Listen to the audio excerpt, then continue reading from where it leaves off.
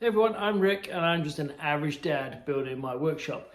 This project, my wife has been bugging me since we moved into this house. We've been in now 6 months. I've got some other projects done, but now we need some bedside dressers for our bedroom. As you can see, we are currently using cardboard boxes and it doesn't quite match how my wife wants the room.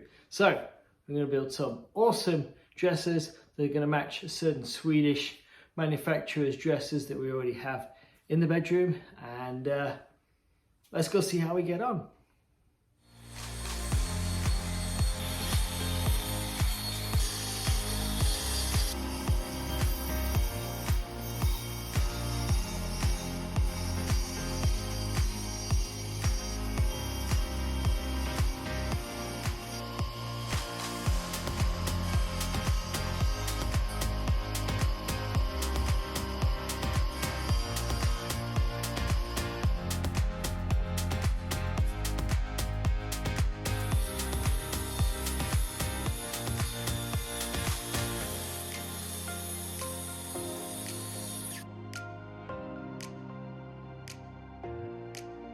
So that's all the pieces cut on the table saw and the track saw. It's not too bad, but one thing that I have noticed that you have to pay attention to, especially when you're making a pair of something, is the shades of the plywood. You can see here, I've got two very different shades of plywood. To me, it's not going to matter because we're going to be painting them white, but if you were going to be staining them, it's something to bear in mind.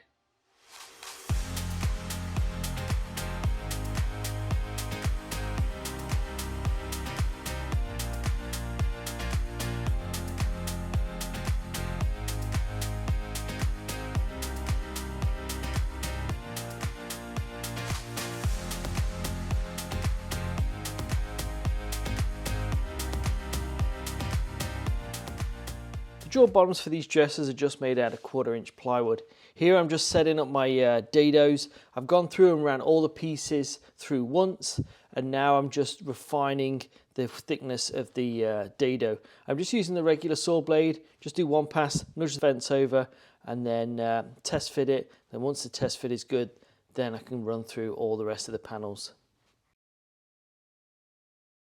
One of the things that I like to do when I'm doing drawers is to put a line on the side which I want the dado to be on. The plywood that I get usually has one side that's finished really nice, one side not so nice. Also, sometimes you're going to have pocket holes in them too, so you want to make sure you get the right side for the interior of the drawer, because that's the nice side you're going to see. So for those of you that are a beginner, kind of like myself, and you are doing dados for your drawer bottoms, make sure you go through all your parts before you go and move the fence on your saw, because I have a piece here with a line on it, which is actually good because the line should be on the other side.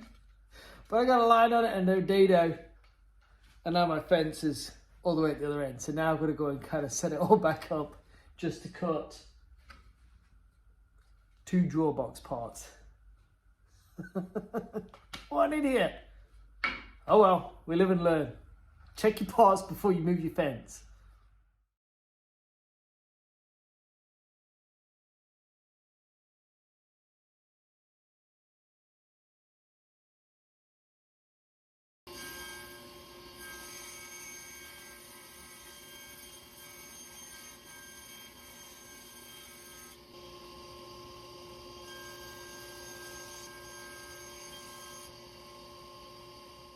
So the way that I like to edge band is a pretty simple process, and it pretty much follows most people. After building my shoe cabinet here, which took tons of edge banding, I kind of learned a few tricks kind of the hard way. So I always just use a quick grip just to hold it up. Make sure you got the right edge that you're going to be edge banding, especially important for things like drawer box liners, edge banding on the top, drawer bottom at the bottom. I don't need it on the bottom because you're not going to see that. Basically, iron, get your edge banding. Always check your edge banding because sometimes they have the joins in. Let's see if you can see that. I don't know if you can see in the light there, it's kind of the way that it joins, but it has a zigzag to it. You don't want that, so you have to cut that bit out. And I just give it a good press with my iron for a little bit. Iron's on hot. See the glue starting to smoke now. Get my roller and just press it all down. You can feel the edge banding, it's actually quite hot. You just get it all the glue pressed down. As it cools, it'll stick solid. Pair of flush cutters to just flush cut with the end. And then one of the biggest things that I like to do is I like to just stick it to one side whilst I edge band another piece to let it cool.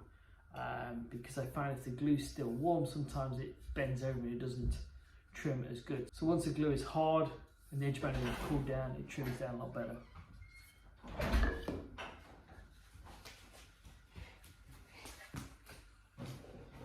What'd you forget? Instructions. Go tick your box. I also need super glue because the one I have now. I'll return it. Where's your socks? I took them off because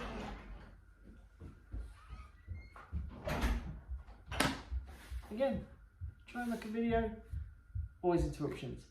It's not the guys outside that are building the houses in the new development with their nail guns.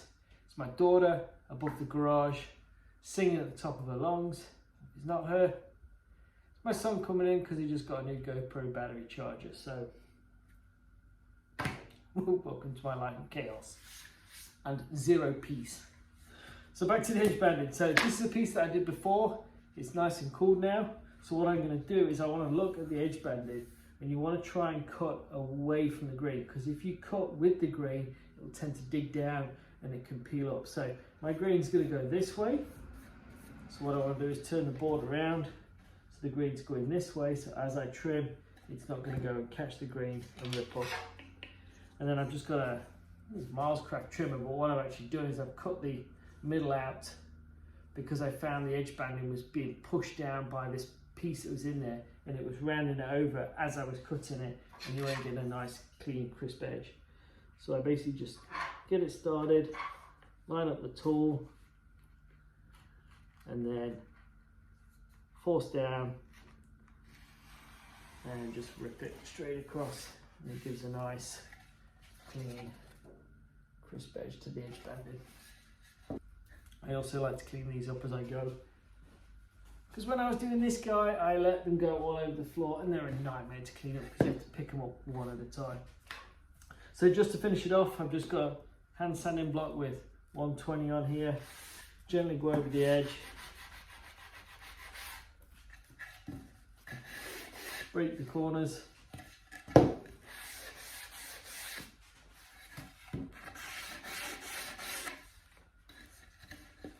And then just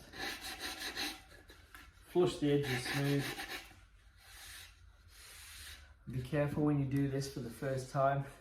And the splinters I got when I was doing this, because you go along and they'll be a tiny bit. And they go right into the soft bit of your palm. Oh my gosh, it would hurt so bad. So yeah, that's how I'm doing my edge banding. To get everything ready for paint, just giving everything a quick sand here with 120 grit sandpaper.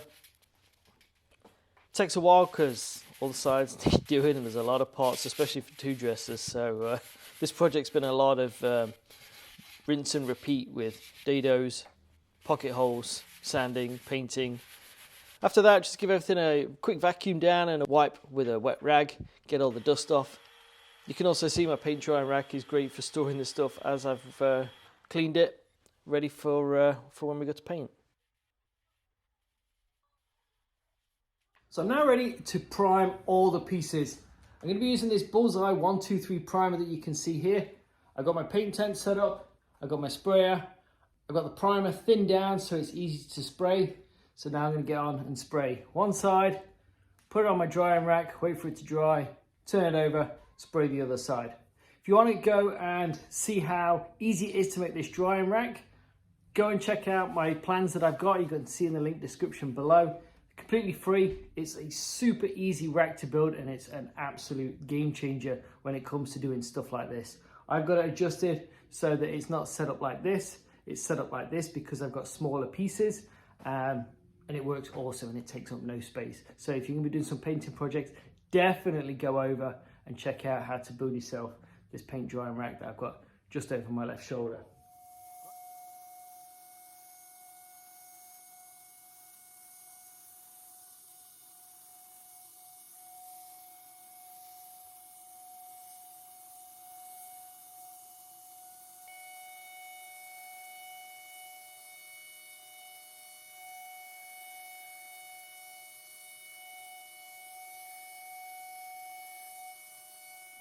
Oh my goodness, this is the first time I've used a sprayer.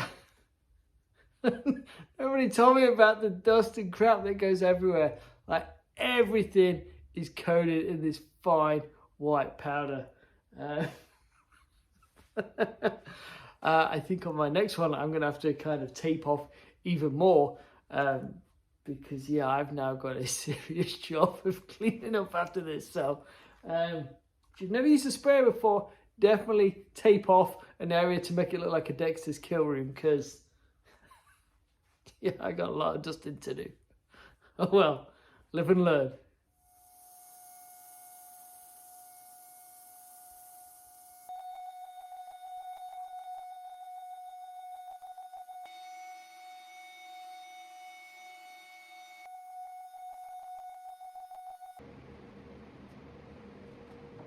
Once all the primer is dry, it's quick sand with sanding block and 400 grit sandpaper just to rough up the surface, smooth everything down, ready for the main top coat to give something to bond to.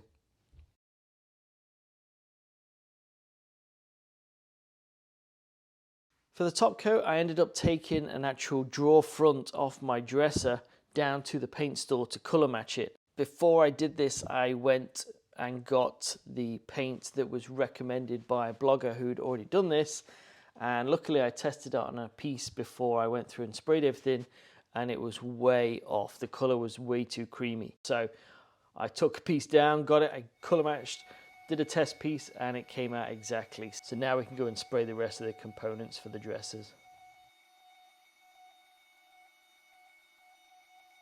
Now it's time for assembly. These dresses just use a combination of pocket holes, dowels, and actual through holes. It goes together really easy, and it's come out really nice. When you're putting together an item with pocket holes, make sure you clamp it. I'm not using any clamps on this one because this one actually completely assembled before I painted it to make sure it was all going to work. This was the first one before I did the other one, so when I did that, I actually clamped it all. I didn't show that process because I know there's no point showing things twice, but if you're going through and putting pocket holes into things for the first time, make sure you clamp everything up so the pocket holes don't pull and move all your components.